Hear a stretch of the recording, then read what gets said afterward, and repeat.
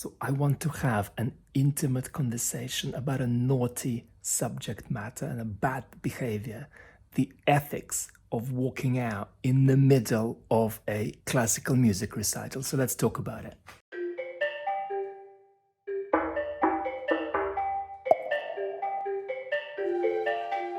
It's a different conversation to talking about walking out at the interval. Now, there is an ethic to walking out at the interval as well, because you leave empty seats.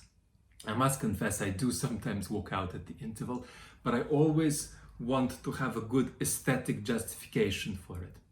One of the common justifications for me is if I am fully satiated aesthetically after the first half, such that I don't have the nervous energy to stay and listen with full concentration for another half. So if it's going to be, this is a bit to exaggerate, but if it's going to be excruciatingly painful for me to stay, I go. But that's a different conversation because the actual process of leaving isn't disruptive. So what about the ethics of walking out in the middle of a concert? Well, there are obviously situations in which you absolutely cannot do that. And that's if you're sitting in the middle and if you getting out means getting people up.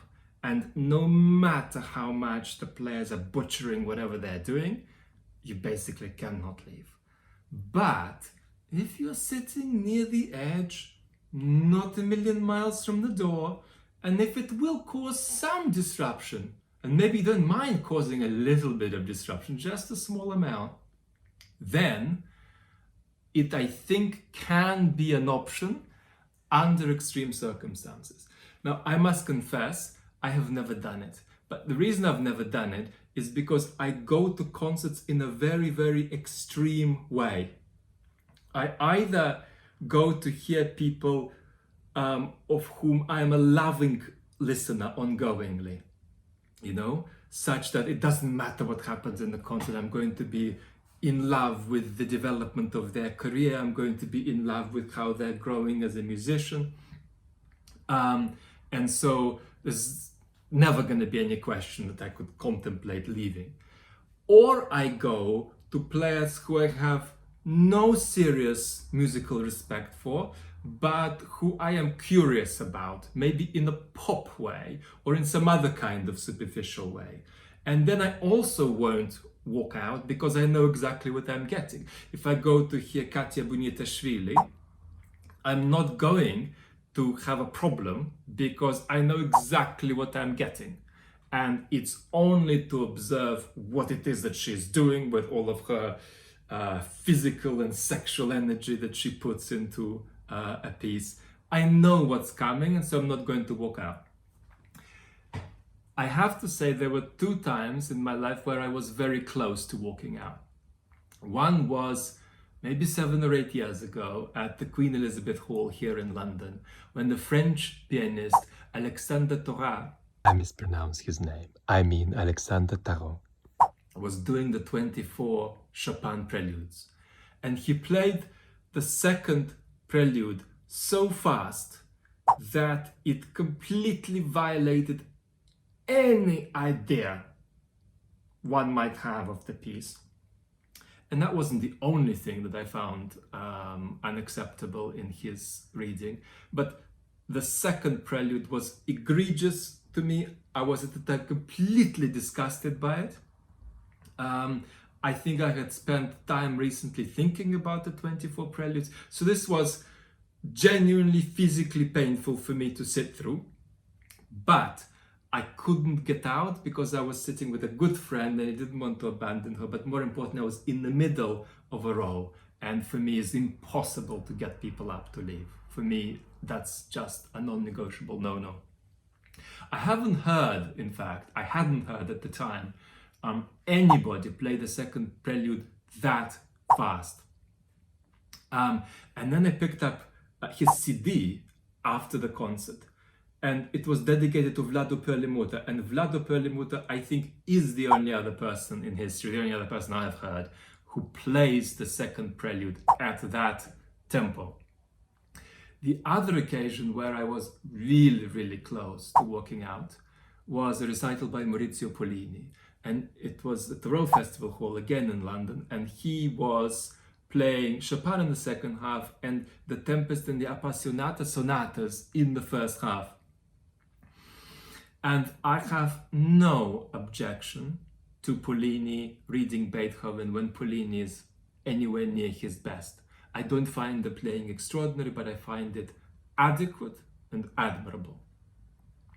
But this was absolutely torturous for me to sit through. It was really probably the highest expression I've come across of Pollini's collapsed style, which he's been suffering from for about a quarter of a century now. Here is the late Edward Said on Pollini.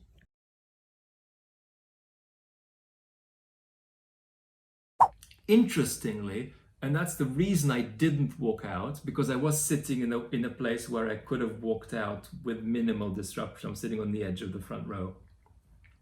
I didn't walk out because I knew he was playing Chopin in the second half, and I knew his collapse of style does not extend to Chopin. So I thought, okay, I'm gonna survive and get through it.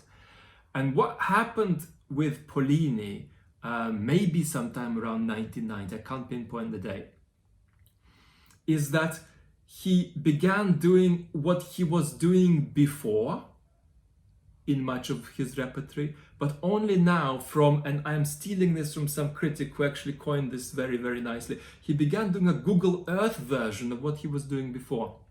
So that if in the in this Beethoven sonata, let's say there are 20,000 decisions you have to make, most of Pollini's decisions were still correct. But there was a lack of contact with the ground. There was a lack of desire to engage in genuine expression and characterization. So it was like all of these good decisions were in place, but they were milled through some kind of modernist austerity machine, and then they came out quite robotically. So, and I found this not, as I did with Torah, directly painful. I found this disrespectful. I was offended by it. And so I was very close to walking out, but again, I didn't. So therefore, the answer is I have never done it. To conclude, I would walk out if a piece I love is being travestied, if that's physically painful for me to sit through, if I'm close to the door, and if the player is being morally serious. If they're not, if they're making a pop song out of a masterpiece, that wouldn't offend me. I'd only be offended if they're trying to be faithful to a masterpiece, but in the process are violating it. And if walking out caused a disturbance for the audience, or even for the player, I'd be okay with that. And I want to make one final remark that really colors my psychology about all of this, which is that even though I was close to leaving the Alexander Torah concert, I am very, very slow to walk out on a young person, unless they're blatantly taking the piss and giving the impression that they're not taking the piss.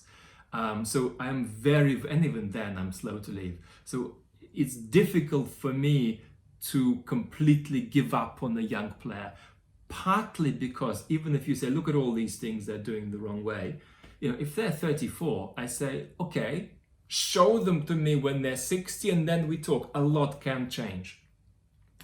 So that's some of how I think about the ethics of walking out, and I'd love to hear your experiences and your critique of maybe some of the things I have shared. Thanks so much for watching. A great way to show support is to click the subscribe button below.